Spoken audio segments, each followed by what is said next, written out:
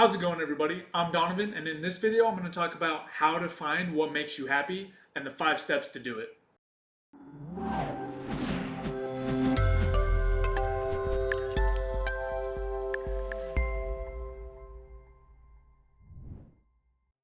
So, a lot of people kind of have a hard time knowing what makes them happy, or at some point in their life run into a set of problems that makes it hard to know what actually makes them happy. I know personally there have been times where, I've kind of just been walking this path and then all of a sudden I realize I don't feel happy as often as I used to or as much as I feel like I should. Like I don't feel like I'm quite doing the right things.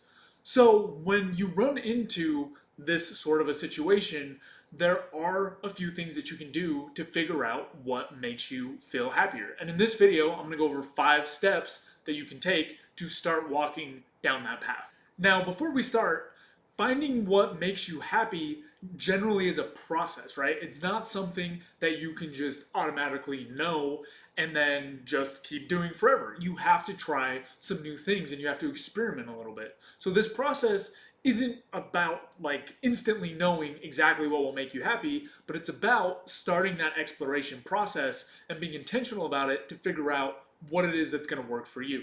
The first step in the process of finding what makes you happy is to analyze what's currently going on in your life. So look around at what is making you happy and what's making you unhappy. And one way to kind of think about this is to break it into different categories of life or different pieces or realms of your life. Because typically things feel different in different places. So for example, your job might be something you really enjoy, while maybe your romantic relationship isn't quite making you as happy as it used to. These types of things, these distinctions are important because then it gives you the areas that you need to focus on as you kind of explore what actually makes you happy.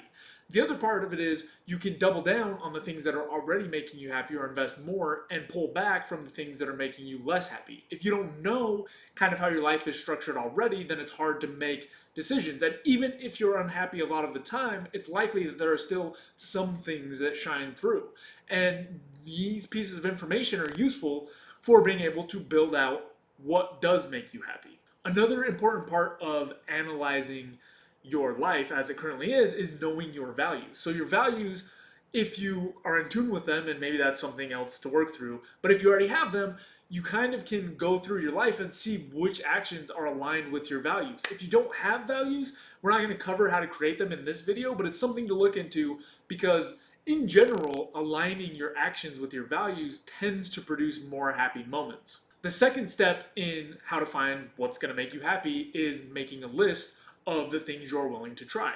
So one of the problems when you don't know what makes you happy is that you haven't tried enough things. You need to figure out what things make you happy. So to do that, you have to get new experiences.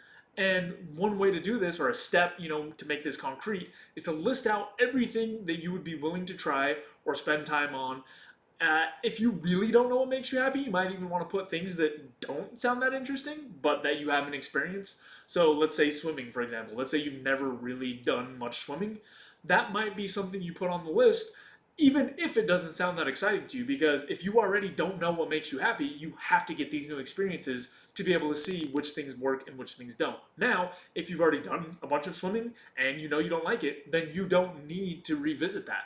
But for things that you're projecting how they might be, those are also worth thinking about as potential activities that you might try. The reason being intentional and having a list is important is because you're very unlikely to just stumble into happiness, right? Or at least you will find the process much faster if you're intentional about it. If you have kind of, okay, here's what I'm doing. Here's the things that I'm willing to try. Here's how I'm going to implement it. Here's what I'm going to analyze it based on. Here's how I'm going to compare experiences. Having this sort of a plan and some steps and making it a little bit more concrete speeds up the process. There is a way that you could kind of just fumble around and do things and hope that life falls together, but it's a lot less likely that that's going to work out than if you're doing things intentionally. The third step in the process of finding what makes you happy is to ask others. So now you've got kind of this list of ideas that you're going to kind of work on that seem interesting to you.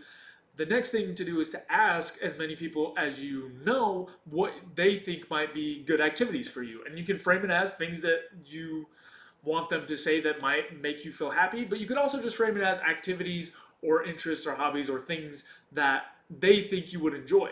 It doesn't have to be focused on happiness, even if your process is. Now, the reason that you're going to ask other people, or that it's useful to ask other people, is that they can give you a perspective or they can give you ideas that you wouldn't get on your own. And in addition, you can cross reference the ideas they give you against the ones that you've made for yourself, and those are the ones that are most likely to produce results.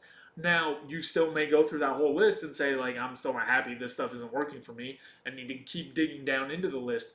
But it's a way to help you prioritize a little bit more, because if you're saying something might be interesting to you or make you happy, and other people are saying the same thing, that's better odds than just if one group or the other is saying it. The other part of this is when you ask other people for ideas, be open. Like I was saying, there may be some things that you project that you think like, oh, if I tried this, I wouldn't like it.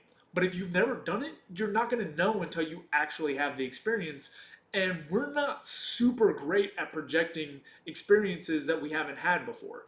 So I'm not saying you have to try everything everyone says, but be open to the process. This process is about experimenting and trying different things so you can find what actually makes you happy. The fourth step is to time box your efforts. And what I mean by that is pick what activity you think is going to be the most useful. So let's say you want to learn boxing or painting, and pick a period of time that you're going to try that activity and give it a full effort.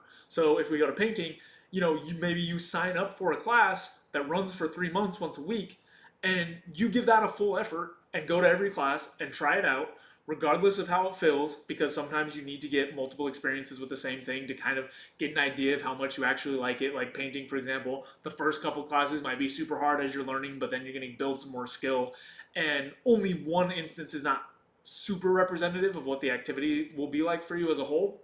So time box it, give yourself a period that you're going to try whatever the thing is, really give it a full effort, and then you can move on and try something else. Now, it's important that you're honest about how much effort you're putting in, because sometimes people say they've tried a lot of things, but they haven't really put in that much effort, or they haven't tried for very long. So you need to know what the experience is actually like. Like I was saying, it might take some time to kind of unpack it or get over some initial hurdles. And this is the only way that you're going to figure out what actually makes you happy, because this is the only way you're going to get enough varied experiences to really pick apart which things are best fitting for you. 5, the last step in this process is to compare the activities you've done against some of the other things you've tried. So part of this process isn't looking at happiness as a binary and saying, wow, I'm happy when I do this, I'm unhappy when I do this, but more looking at it in terms of, in general, how do these things tend to make you feel? So we'll go back to painting. If sometimes you get frustrated painting, but 90% of the time you're feeling good and it's an activity you find valuable and worthwhile, and before you were watching TV and it was 50-50, half the time you felt like it was useful, half the time you felt even worse, then that's a switch that you can make in terms of the activities that you do. So the reason for this whole process, the whole setup, is to get more experiences, to get more availability and options, and see, okay, if I pick this, how do I feel? If I pick this, how do I feel? If I pick this, how do I feel? And then mix and match to find the best set of options that you can. And that's why this exercise is useful, even if you know what you like already. You can still look for ways to optimize. You could have a 95% awesome life, but still be looking around and trying new things just to see what the activities are like and see what kind of feeling they produce for you. So all in all, finding what makes you happy can be streamlined by being a little bit more intentional about the process and kind of making a list and running through it and comparing it against other things you've done. And doing this is going to give you more power, and it's going to give you something to actually look forward to, as opposed to just haphazardly living your life and hoping that things happen to work out just as you plan. It's not really realistic. So as usual, I like to add a little exercise or reflection question. In this video, I basically just outlined an exercise, so there's only one question, which is, when can you set aside time to go through these steps? I hope that helps give you a couple of ideas for how to start the process in finding what makes you happy. I don't have anything else, but this process does work better than just leaving things to chance. So give it a try when you have some time, start looking for some other options, and you might be surprised what new experiences bring to your life and how it can impact your happiness. That's all I've got for this video. So as always, if you have any questions, comments, topics you want me to cover, throw them down in the box below and I'll get to them as soon as I can. And see you next time. You can check out more content at howtohappy.com. Also, don't forget to subscribe so you can stay up to date on the videos. We've also got a Twitter, Instagram, and Facebook that you can check out. Reflect, take action, and enjoy life. See you next time.